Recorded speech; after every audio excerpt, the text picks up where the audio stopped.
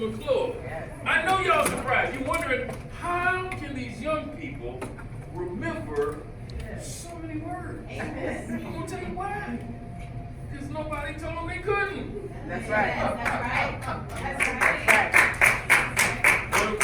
One of the interesting things about Mr. Douglas, a small detail we don't talk much about, but I think this has a lot to do with him becoming who he was. His grandmother used to tell him how special he was. And he chose to listen to that voice because there are other voices going on in the crowd. He could have listened to him and said, son, you can't remember all of that. That ain't what you're supposed to do. And his master's wife saw how special he was and began to teach him how to read. Then she had a fight with her husband. She said, look, you can't teach reading because if he ever learns to read, he'll no longer be fit to be a slave. Can you imagine? If he learns to read, he will disqualify himself to be a slave. So she stopped teaching him, but here's what he did. He said he kept food in his pockets. He'd make friends with all the white children he could, and he'd offer them food to teach him how to read. That's not Mr. Douglas at 20, 30, 40 years old. That's Mr. Douglas at 10 years old. But those, let me ask you this question. How many of you know 10-year-olds go to their parents, mom, dad, I need a job to earn money, hire a tutor to help me to 5th grade? I'm telling y'all.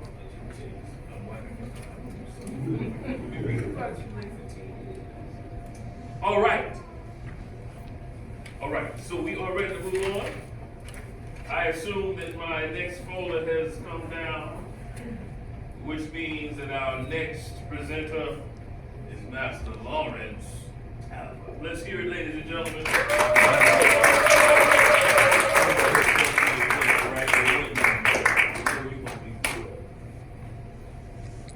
My name is Lawrence Talbot. I attend DuPont Park Adventist School. I'm in 3rd grade, and the speech I will be doing is Farewell to the British People by Frederick.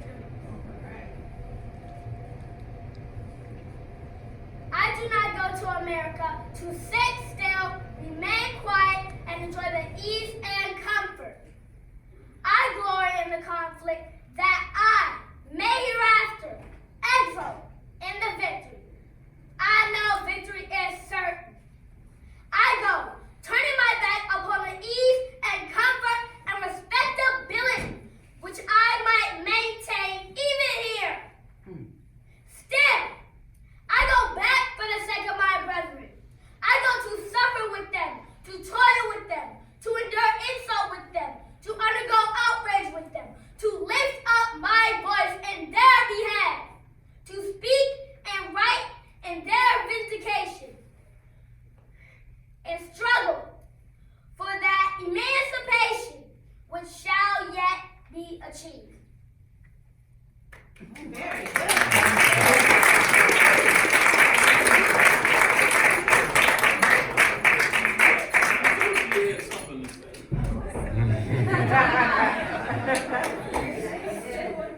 Don't be surprised if you see him on the floor of the Senate one day. Remember him? He has something to say. He got something to say now. That's right. Good job. Yeah, absolutely. That's right. So, yes. So I was in undergrad. One of my majors was music, percussionist, and I learned a lot in the classroom. But some of what you learned was being under the right people. One of the individuals I had the pleasure to be under, Dr. Jackson DuPont's part. He called us to play with the choir every now and then. He was just an amazing educator when it came to music. So I wanted to mention that because when I heard DuPont Park, I knew exactly who it was. All right. Looking back there at Judge Elsa. All right, we'll get into the next set of sheets. All right. Our next presenter, Master Christopher Henderson.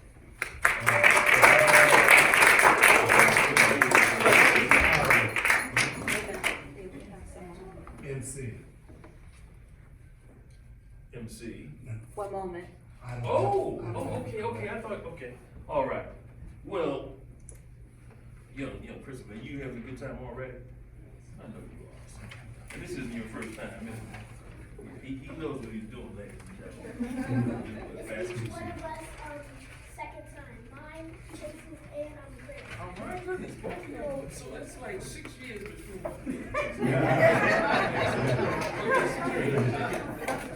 Now, let me just ask you this question, and then y'all can chime in on this. Do you find it easier the second time around than it was the first time around? Yes. Yeah, absolutely, absolutely. And the reason why I asked that question is because, like this morning, we had a lot of people who were here for the first time. And of course, they were nervous and everything. But let me just say, Mr. Douglas had to have his first speech. That's right. He didn't just come out all of a sudden and sound as wonderful. He had his first speech. Well, you had your first speech. You had your first speech. You had your first speech last year. Some of you will have your first speech, but this time next year, all of you can say you had your first speech. That's right. You're well on your way to being a great orator. I just want you to know that. All right? All right. How you try to get folks' eyes? All right, we're ready. All right, Master Christopher, take it away, son. My name is Christopher Henderson. I attend DuPont Park School and I'm in third grade. And the speech I'll be saying is There to C.H. Chase by Frederick Douglass. My dear sir, I owe you an apology for not sooner publishing and replying to the above letters. On a close examination of the Constitution, I'm satisfied that it's strictly construed according to its reading. It is not a pro-slavery instrument. And while I disagree with you as to the inference to be drawn from this admission, you will see that in its resolution between us, there's no question for debate. I now hold, as I have ever done, that the original intent and meaning of the Constitution, the one given to you by the men who framed it, those who adopted, and the one given to you by the Supreme Court of the United States, makes it a pro-slavery instrument. Such an one as I cannot bring myself under to vote or swear to support. Very respectfully, Frederick Douglass, the North Star, February 9th, 1849. Thank you.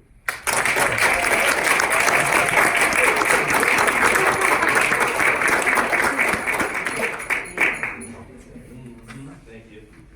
Yes, absolutely. Young Christopher, I saw you. See, I knew at first you were trying to get your game face on. I could tell. But you said, I didn't finish. You started smiling. I said, yeah. Way to go, son. So far, everyone has done pretty well, and we are certainly excited.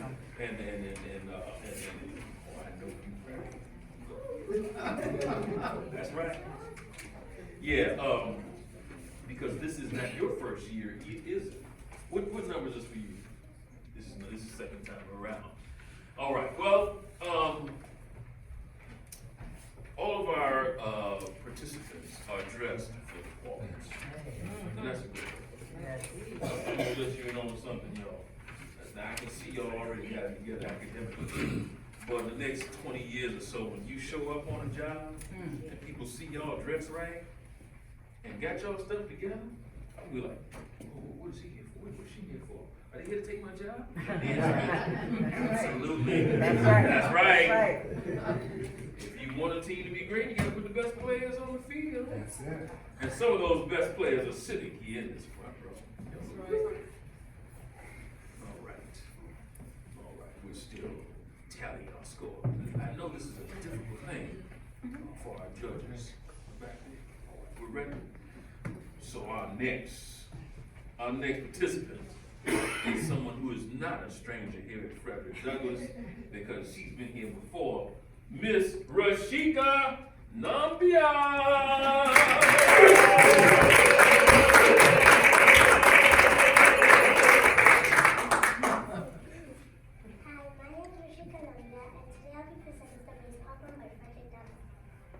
The true problem is not the Negro, but the nation. Not the law-abiding blacks ourselves, but the white men of that section, who by far, violence and persecution are breaking the law, corrupting the bell and defeating kinds of justice. It is whether this nation has in itself sufficient moral stamina to maintain its own honor and integrity, or whether it's already such a dry rot of moral depravity by which the nation is declining and fall, and government's freedom vanish. The United States government made the Negro a citizen. While protecting our citizen, this is a problem. It made no soldier. Who will honor him as a patriot? This is a problem. It may not voter will defend his right to vote. This is a problem. This essay is a more problem for the nation than for the Negro. And this is the side of the question which should be kept in view by the American people. These problem writers now ask that the nation should recede in its advanced path of justice, liberty, and civilization. They boldly ask that what was justly given to the Negro in our national peril shall be taken from it in our national security. A demand so scandalous, so shocking to every sentiment of modern latitude. And whom does this demand come? It comes from the men who led the nation in dance of during 4 long years, and now the impudence starts to control the destiny of the Republican as well as the destiny of the Negro. To wipe us out the rich, the Negro, to wipe us out landowners, the Negro re-enlist. They have every source of power. They have railroads, steamships, army, and the navy.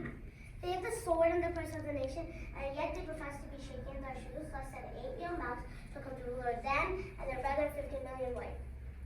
They are not really afraid of black supremacy, but they are afraid of ignorant black supremacy. Now this danger is just the one to appeal to the sympathy of the North. The Northern people are not in love with the ignorance or illiteracy. They take every means of power to banish them from their states. They're pouring out millions of dollars to the South to lift up black and white men from darkness and ignorance which they had been doomed by slavery. The South has been encouraged to land the black man's ignorance. It has been a policy of the ruling class to not only oppose education for the black, but for the poor whites as well. But I have to say, if you can say the Negro when he was a slave, you can say that now he's free. One by one, I was saying, obstacles removed, errors corrected, prejudice stopped, and my evidence in all events to make us someone general welfare. And I remember that God reigns in eternity. Whatever delays, whatever disappointment, discouragements may come, truth, justice, liberty, and humanity will ultimately prevail. Thank you.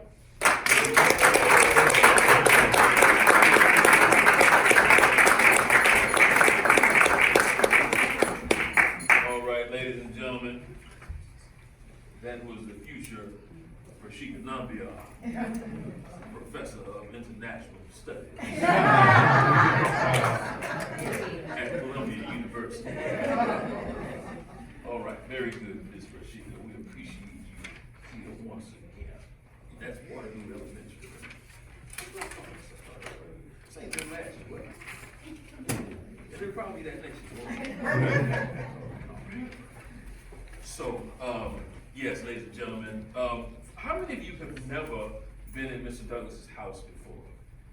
Okay, so we've got a few.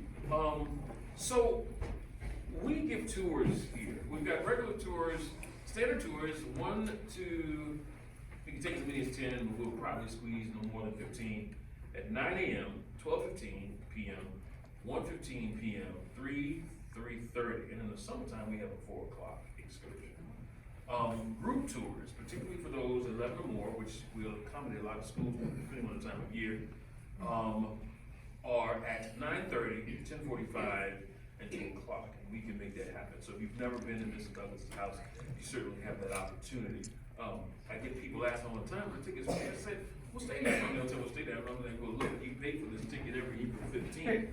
So you may as well just come and pick it up. So it's already paid for by your generous contributions to the taxes. All right, our next presenter.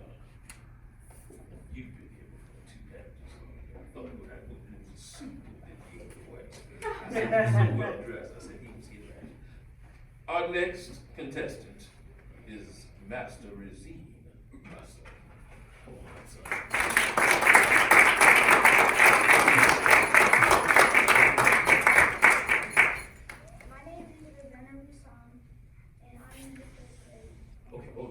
I apologize. Give us your name again. Rosanna. You didn't even try to say. Rosanna.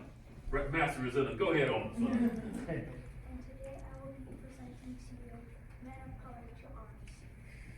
They tell you this is the white man's war, that you will be no better off after the war than before the war. Believe them not. They do not wish to have their cowardice shamed by your brave example. Leave them to their timidity, or whatever motive may hold them back. The counsel I give comes of close observation of the great struggle now in progress, and of the deep conviction that this is your hour and mine. I now, for the first time, during this war, feel at liberty to call and counsel you to arms. By all the ties of blood and identity, which make us one with the brave black men now fighting our battles, in Louisiana and South Carolina. I urge you to fly to arms and smite with death the power that had buried the government and your liberty in the same hopeless grave. I wish I could tell you that the state of New York calls you to this high honor.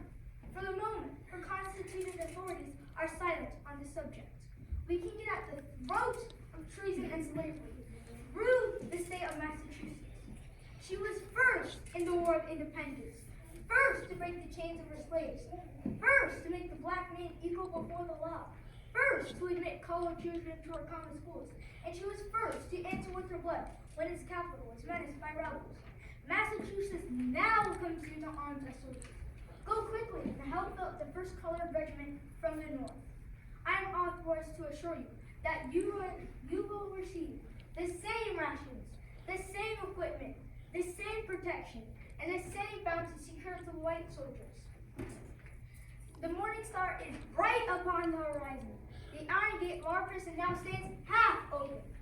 One gallant rush from the north will fling it wide open, while 4 million of our brothers and sisters shall march out into liberty. The chance is now to end the bondage of centuries and to rise in one mountain to common equality with all men. Remember Denmark Vesey of Charleston. Remember Nat Turner of Southampton. Remember Shields Green, who followed John Brown and fell as glorious martyrs for the cause of the slave. The case is before you. This is our golden opportunity. Let us accept it and forever wipe out our enemies. Let us win for ourselves the gratitude of our country. Thank you.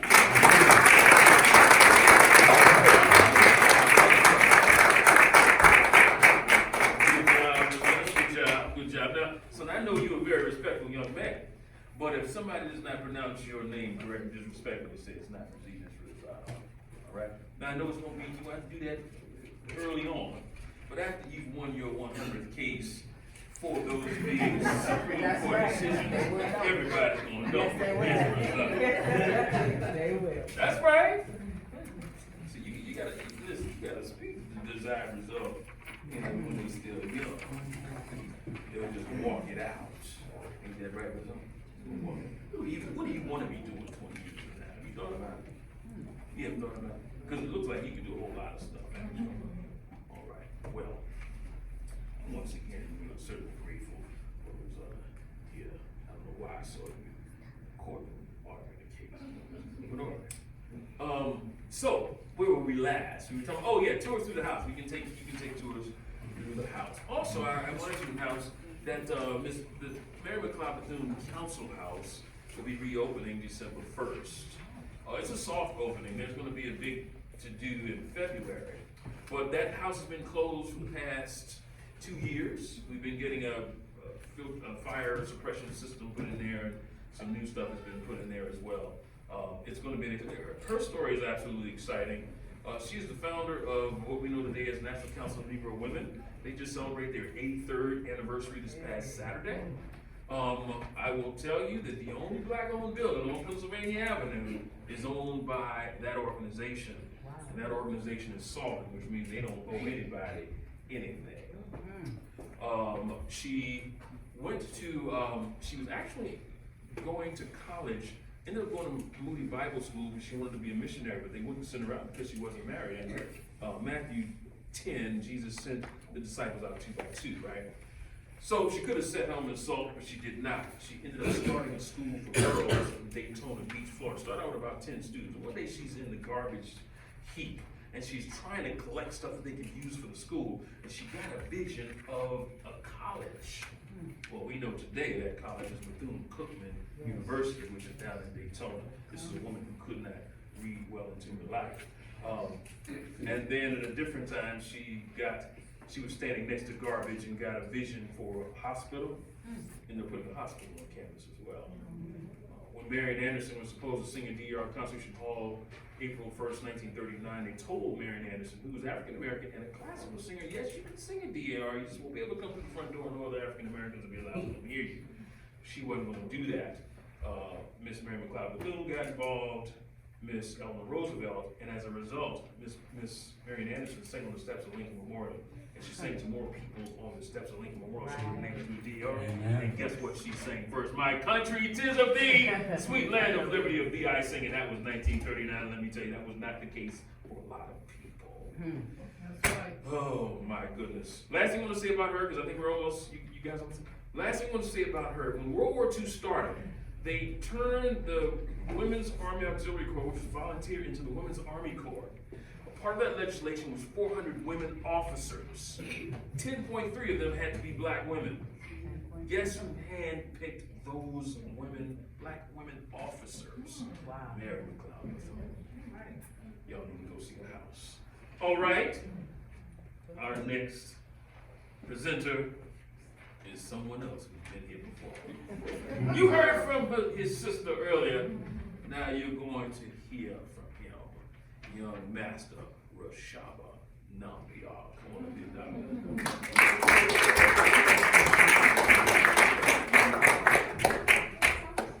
Hello everybody, my name is Rashaba Nambiar, and today I'll be giving the speech, Hypocrisy of American Slavery. Fellow citizens, pardon me, and allow me to ask why I am called upon to speak here today. What have I, or those I represent, to do with your national independence?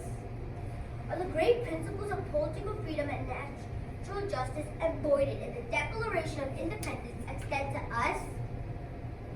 And am I therefore called upon to give the humble offerings to the national altar? Would to God, for your sakes and ours, that an affirmative answer is truthfully returned to these questions. Who so poor that the nation's sympathy could not warm him? Who so obdurate in debt to the claims of gratitude, who would not thank for not such priceless benefits? Who so stolid and selfish that wouldn't give his voice to swell to the hallelujahs of the nation's jubilee when the chains of servitude are off his limbs? I am not that man. In that case, a dumb man will eloquently speak, and a lame man will leap as a harp. But such is not the state. I see this in a sense of disparity between us. I'm not included in a pale of this glorious anniversary. Your high independence reveals an immeasurable distance between us. The blessings that you rejoice are not enjoyed in common. The rich inheritance of justice, liberty, and prosperity and independence are shared by your fathers and by you, not me. The sunlight that gave you life and healing gave us stripes and death. This 4th of July is yours, not mine. You may rejoice, I must mourn. To drag a man to feathers in this grand illuminated temple of liberty, and to call upon them to join in your joyous anthems, were inhuman mockery and sacrilegious irony? And do you mean, citizens, to mock me and tell me to speak here today? If so, there's a parallel to your conduct. And let me warn you, it is dangerous to copy the example of a nation, crimes, towering up to heaven, and was thrown down by the breath of the Almighty, burying that nation in an irrecoverable ruin.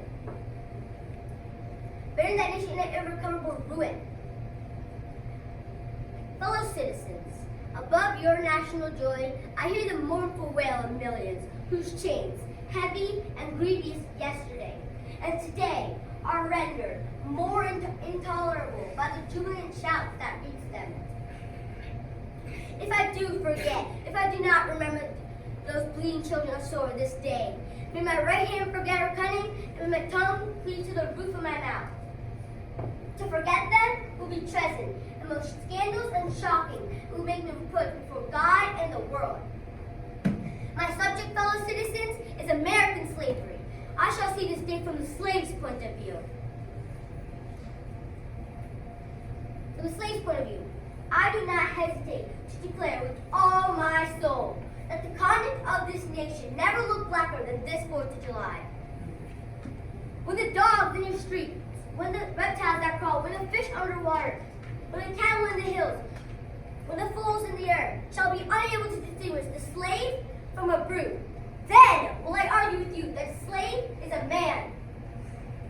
Slave is a man. What to the American slave is your 4th of July?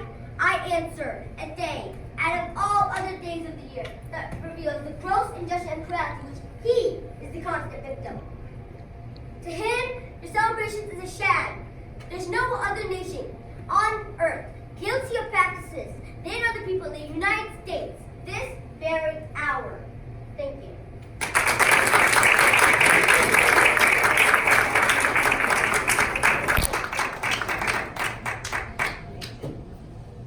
All right, Master Rashaba. Good. Oh, okay, all right. There you go, son. That's right. In 15 years, we all gonna get it right, huh? And, Professor Scientist Rashad, who developed an effective way to extinguish forest fires in 20% of the time, saving hundreds of thousands of acres of forest, of timber. I can see that, you know, because you see what's happening. You see all those forest fires out there. Can you imagine you be the person to figure out how to put them out? I can be saying I'm living in back in 2018. I didn't believe it. All right. Also, Dr. Carter G. Woodson's home is open. It's at 1538 9th Street, Northwest. Dr. Carter G. Woodson is an interesting individual. Didn't say much about himself, didn't write much about himself. His name really isn't over in the National Museum of African American History and Culture, although his DNA is throughout the entire museum. He is the founder of what we know today as African American History Month. He was one of 9 siblings, I believe. He said he did not have the basics of reading, writing, or arithmetic at 18 years old, which is when he started high school, finished in 2 years, but ended up becoming the second African American to obtain a PhD in history from Harvard. And his house is over, it's a National Historic Site as well. So that's another opportunity for you to visit. Okay, my gentleman, I need y'all to let me know. Oh, okay. I'm just telling you, you're getting engrossed with what I'm saying. You're going to make me talk longer. How many of y'all want to hear Miss Taylor say? Okay, all right. My colleague, Ms. Delphine, was standing here. I said, ladies and gentlemen, Ms. Delphine's going to sing. And everybody started clapping. She turned around and walked out. All right, our next contestant, our next presenter is Master Caden. Is that Lancicot? Lancicot. Is that French? Oh, of course it is. All right, Master Caden Lancicot. Come on up, son. Fifth grade. My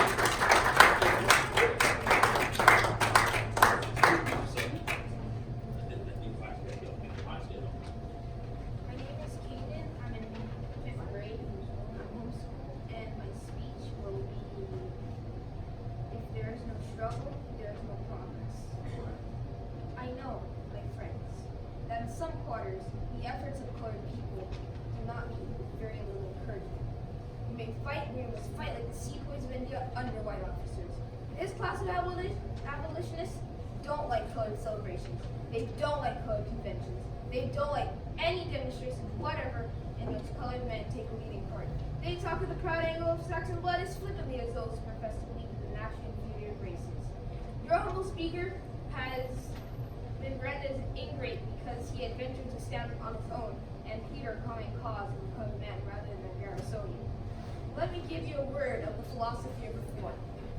The whole history of the progress of human liberty shows that all concessions yet made to her august claims have been born out of earnest struggle.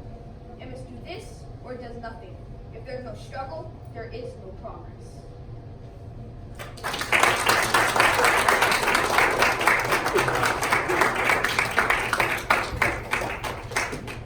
Master Caden Lancicot.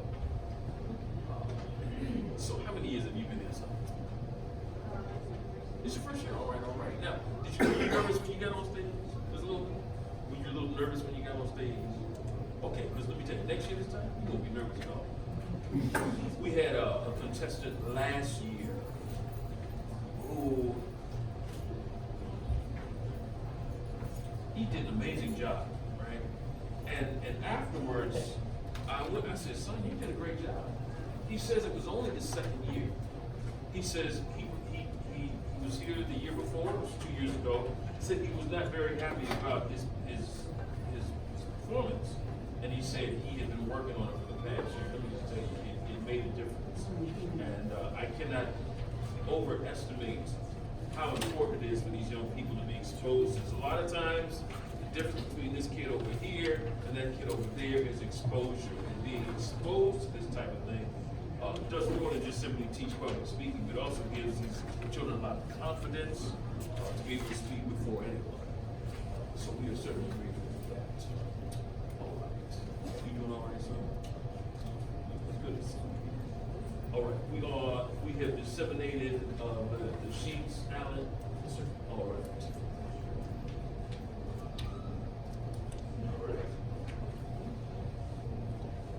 Now, our next presenter is someone who's been here before. Huh? Yeah, you did. Young Master Azaria. Azariah. Yeah, you straightened me out last year. I remember now. Young Master Azariah Garris. Come on up, son.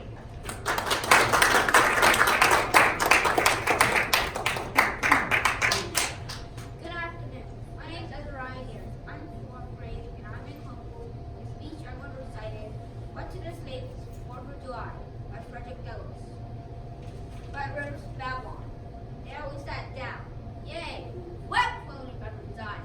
We hanged their harps upon the willows in the midst thereof.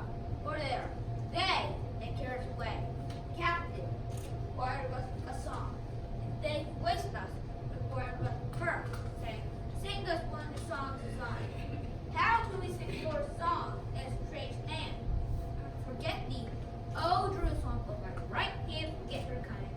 But I do not remember thee, my tongue cleaves to the roof of my mouth. But, O citizens of your national tumultuous joy, I hear the mournful wail of millions whose chains, heavy and grievous, yesterday are today rendered born tolerable by a jubilant shout that reached them.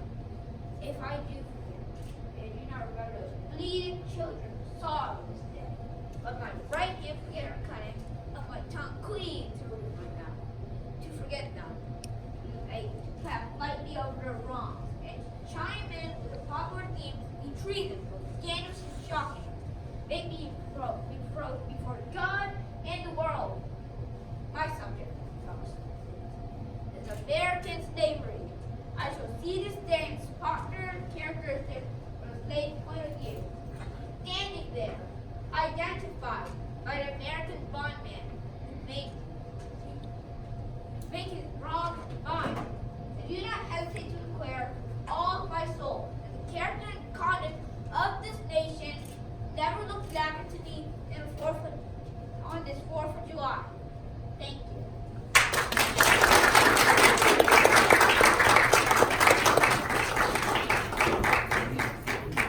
Now, I don't know if you noticed it or not, but when Azariah came up here, he shot out of his seat to get up here. And when he finished, he went on back down. Now that looks like he's a young man with purpose. I can hear them chanting in the next few years, Azariah is on fire. Oh,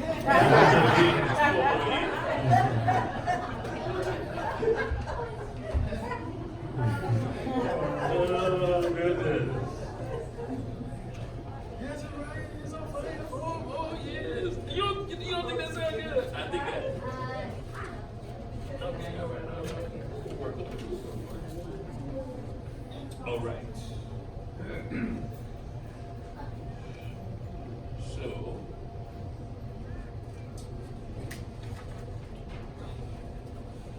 I know what you're thinking. Ranger John doesn't have anything to say. Ms. Delphine, ladies and gentlemen, the person who has chaired this event, Ms. Delphine, can we hear? Thank you.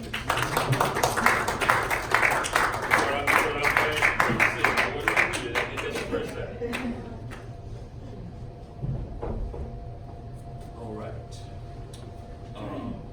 Once again, we're so glad that you came. Now, normally this oratorical contest has been in December. we decided to move it up to November because of the snow. But imagine what would have happened if it was yesterday.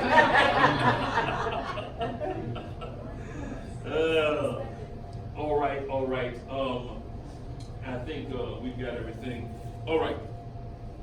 Our next presenter is someone else who's been here before. That's right. Young Master Makari Russell.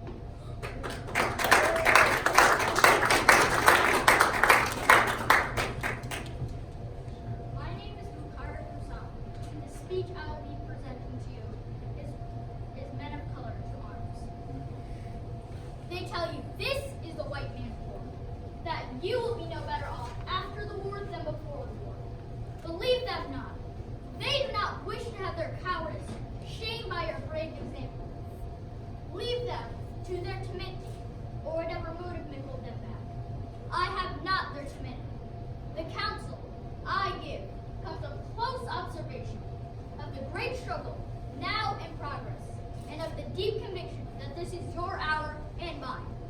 I now, for the first time during this war, feel at liberty to call and counsel you to arms. By all the ties of blood and identity which make us one with the brave black men now fighting our battles in Louisiana and South Carolina. I urge you to fly to arms and smite with death the power that will bear the government and your liberty in the same hopeless grave. I wish I could tell you that the state of New York calls you to this high honor. For the moment, our constituted authorities are silent on the subject. We can get at the throat of treason and slavery through the state of Massachusetts. She was first in the War of Independence, first to break the chains of her slaves, first to make the black man equal before the law, first to accept colored children to her common schools, and she was first to answer with her blood when its capital was menaced by rebels. Massachusetts now welcomes you to arm their soldiers. Go quickly and help fill up the first colored regiment from the north. I'm authorized to assure you that you will receive the same rations, the same equipment, the same protection, and the same bounty secured to the white soldiers. By all the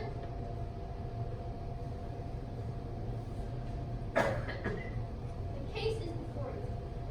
This is our golden opportunity. Let us accept it and forever wipe out our enemies. Let us win for ourselves the gratitude of our country. Thank you.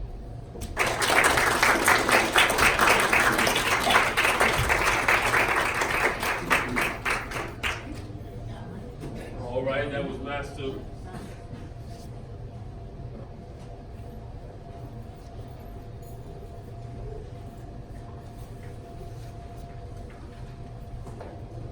So that was Master Makari Sam.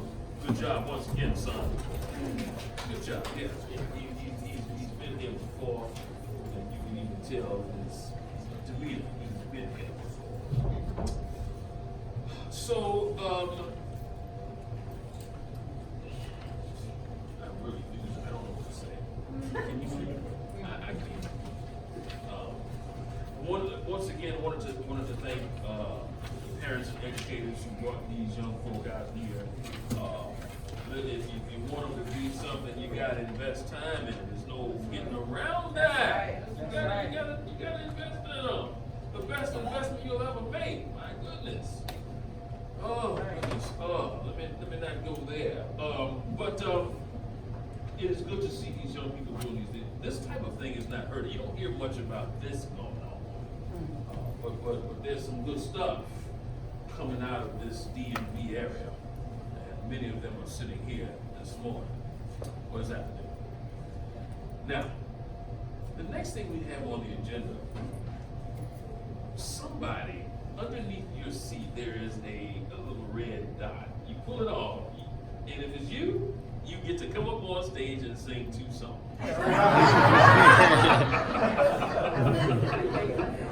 Oh my goodness. Do we have is everybody's good? Okay. I can actually do that. All right.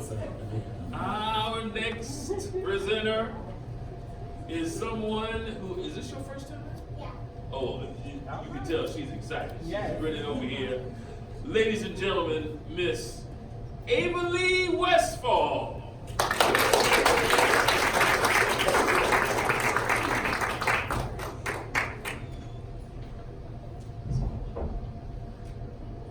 afternoon. My name is Ava Lee Westfall. I am 10 years old and I am homeschooled by my parents in Michigan. Today, I will be reciting an excerpt from one of Mr. Douglas's speeches given before the International Women's Council in Washington, D.C. in April of 1888. Mrs. President, ladies and gentlemen, I come to this platform with unusual diffidence.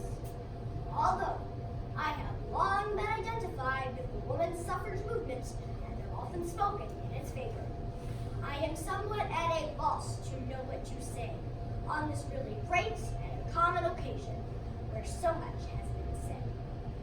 When I look around on this assembly and see the many able and eloquent women full of the subject ready to speak, and who only need the opportunity to impress this audience with their views and thrill them with thoughts that breathe and words that burn, I do not feel like taking up more than a very small space of your time and attention, and shall not. I would not, even now, presume to speak, but for the circumstance of my early connection with the cause, and of having been called upon to do so by one whose voice in this council we all gladly obey. Men have very little business here as speakers anyhow, and if they come here at all, they should take back benches and wrap themselves in silence. For this is an international council, not of men, but of women, and a woman should have all the say in it. This is her day in court. I do not mean to exalt the intellect of woman above man's, but I have heard many men speak on this subject, some of them the most eloquent to be found anywhere in the country. And I believe no man, however gifted with thought and speech, can voice the wrongs and present the demands of women with the skill and effect, with the power and authority of woman herself. The man struck is the man to cry out. Woman knows and feels her wrongs as man cannot know and feel them, and she also knows, as well as he can know, what measures are needed to redress them. I grant all the claims at this point. She is her own best representative. We can neither speak for her, nor vote for her, nor act for her, nor be responsible for her. And the thing for men to do in the premises is just to get out of her way and give her the fullest opportunity to exercise all the powers inherent in her individual personality, and allow her to do it as she herself shall elect to exercise them. The right to be and to do is as full, complete, and perfect as the right of any man on earth. I say of her, as I say of the colored people, give her fair play and hands off. There are few facts in my humble history to which I look back with more satisfaction than to the fact, recorded in the history of the women's suffrage movement, that I was sufficiently enlightened on that early day, and been only a few years from slavery, to support your resolution for women's suffrage.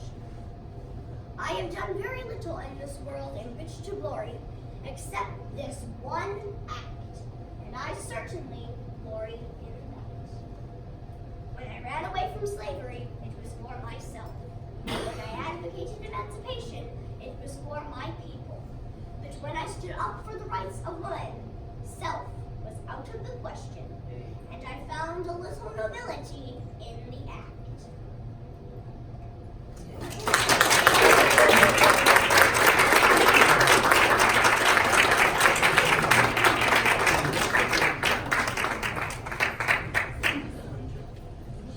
Well, ladies and gentlemen, that was the future Dr. Ava Lee Westfall,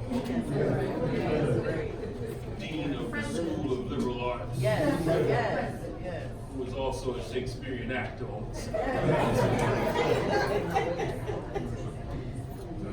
Oh my goodness.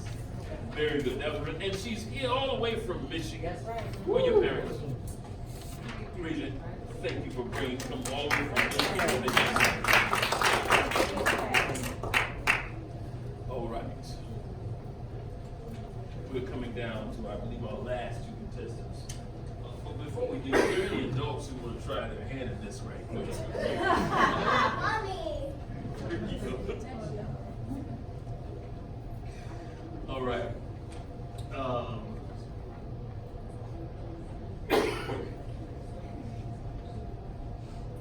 right. So once again, we want to thank everybody for coming out. Weather has cooperated, and we are winding down. All right. Our next presenter is a 10-year-old all the way from Semper.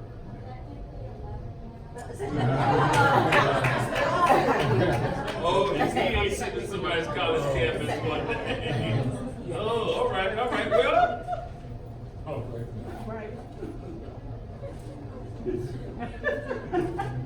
right, well, he's pretty much introduced himself. So, without any further ado, young Master Ryan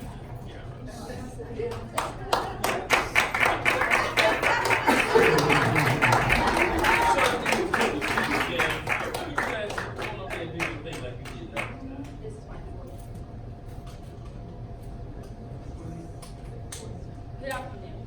My name is Ryan Garrett. Today I will be reciting to you what to the slave is the 4th of July. Fellow citizens, pardon me and allow me to ask, what have I, or those I represent, to do with your national independence? Our great principle of political freedom and of natural justice embodied in that Declaration of Independence extended to us. And am I, therefore, called upon to be our humble offering to the national altar and to confess the benefits, extol your gratitude for the blessings resulting from your independence to us. And am I, therefore, called upon to bring our humble offering to the national altar and to confess the benefits, express devout gratitude for the blessings resulting from your independence to us. Would to God, both for your sakes and ours, an affirmative answer may truthfully return to these questions. Then would my task be light, and my burden easy and delightful. For who's there, so cold, at a nation's sympathy not warm? Who's so obdurate and dead to claims and gratitude, will not faintly acknowledge his priceless benefit? Who's so silent and selfish, not give his voice to swell the hallelujahs of a nation's jubilee, when a chains of servitude have been torn from his limbs? I am not that man. In a case like that, the dumb might eloquently speak, and a layman leap at his heart. But such is not state of the case. I see with a sad sense of disparity between us. I'm not included in the pale of this glorious anniversary. By the rivers of Babylon, there is set down. Yea, we wept when we remembered Zion. We hanged our hearts upon the willows and mist off. For there, they that carried us away captive required us of a song, and those who required us of mirth, saying, sing us one of the songs of Zion. How can we sing the Lord's song in a strange land? If I forget thee, O Jerusalem, on my right hand forget honey, and if I do not remember thee, will my tongue cleave to the roof of my mouth? Fellow citizens of your national tumultuous joy, I hear the mournful wails of millions whose chains heavy and grievous yesterday are today rendered more intolerable by the jubilant shouts that reach them.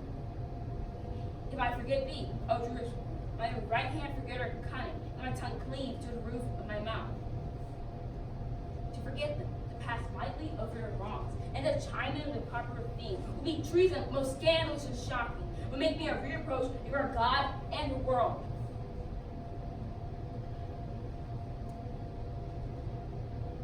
I will see this day in the slave's point of view of their popular characteristics. Standing there, identified with the American bondman, making his wrongs mine. I do not hesitate to declare with all my soul that the character and conduct of his nation never looked back to me on the 4th of July. My subject, fellow citizens, is American slavery. Thank you.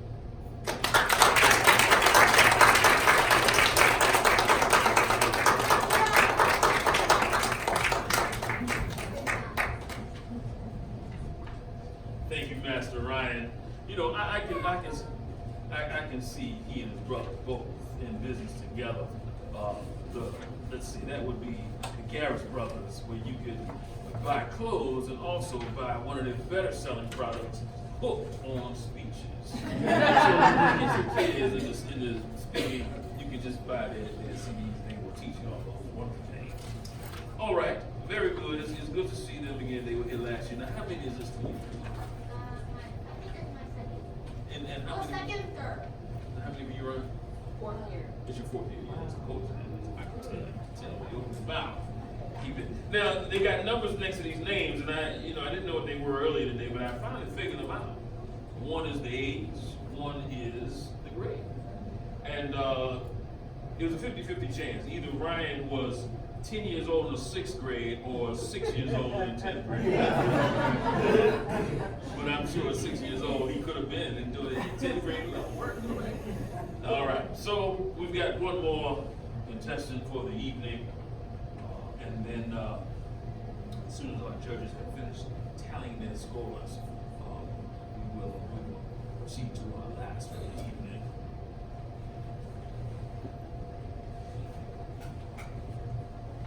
We are celebrating this year the 200th birthday of Mr. Douglas McLean. That we know he was born in Maryland. We're pretty sure now that he was born in 1818, which means this would have been his 200th birthday. So we are celebrating. We have been celebrating that throughout the year. We will have a culmination of that probably not December, February or so. And also, this is the 180th anniversary of his escape. He escaped at age 20. He tried to escape twice before, but after he took a liking to Miss Anna Murray, she told him she was not going to marry an enslaved individual. Well, I can't help but think that maybe the third escape he had a different motivation than all right, our last presenter for the evening was either 10 years old or 11 years old technically in the 6th grade, or 6 years old technically in the 11th grade. But we know he's almost 11. You're almost 11, and you're in the 6th grade. Now, is this your first time? No. How many? This is my fourth. This is fourth. Yeah, see, listen to with all that confidence over there. This is my fourth. All right, ladies and gentlemen, for his fourth appearance here at the Frederick Douglass National Historic Site, Master Ian Hilliard.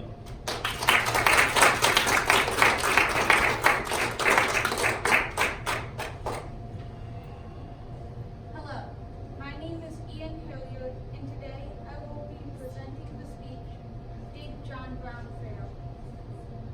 Not to account the long list of wrongs inflicted on my race during more than 200 years of merciless bondage, but to pay a just debt long due, to vindicate, in some degree, a great historical character.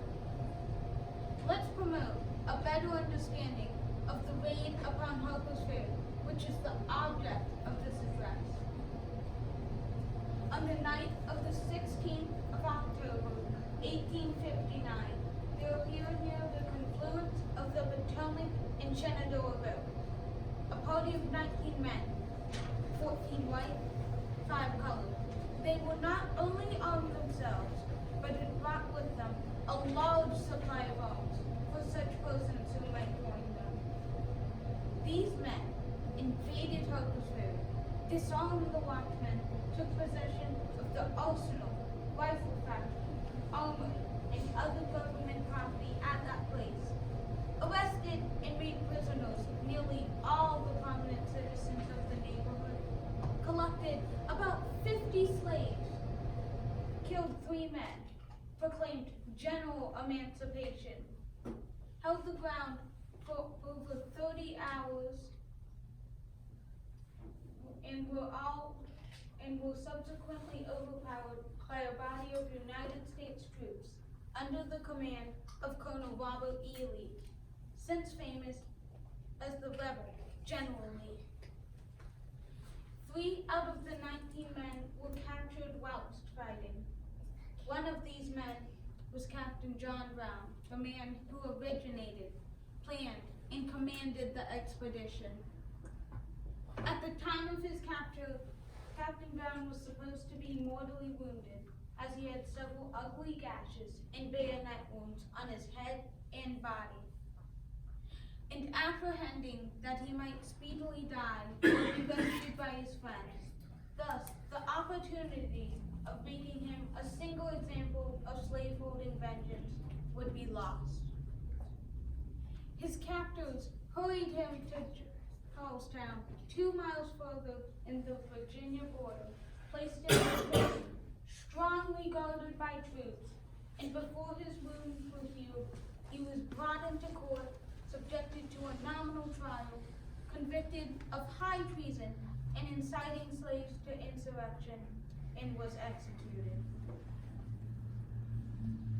Every feeling of the human heart was naturally outraged at this occurrence. The air was so full of denunciation that few ventured to even whisper a word of apology. It is nature's grand police, vigilant and faithful, sentinel in the soul, guarding against violence to peace and life. But wow, so much is freely accorded to feeling in the human economy of welfare. Something more than just feeling is necessary to grapple with a fact so grim and significant was this raid.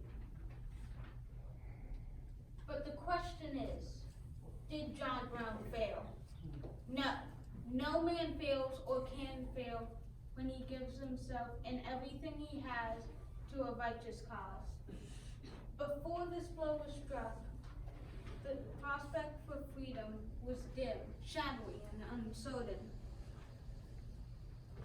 The irrepressible conflict was one of words, votes, and compromises. When Captain Brown was stretched forth his arms, the sky was clear. Time for compromises was gone. Thank you. I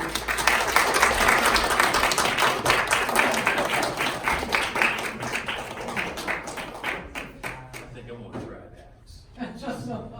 I don't know if y'all noticed, right? Where's your mom? Where's Miss Daniel? Miss Daniel, right? Let me tell you. You know what it was looking like up here? He was just defending his dissertation. That's what it looked like. And I'm thinking he'll go on to teach constitutional law. Listen, get on this bandwagon now, because in 20 years it's gonna be too crowded. We'll be taking applications to get on this bandwagon. All right. Thank you, Master. Again, you've done a wonderful job. Again, all of you have done a wonderful job. Can we get a round of applause? Yes.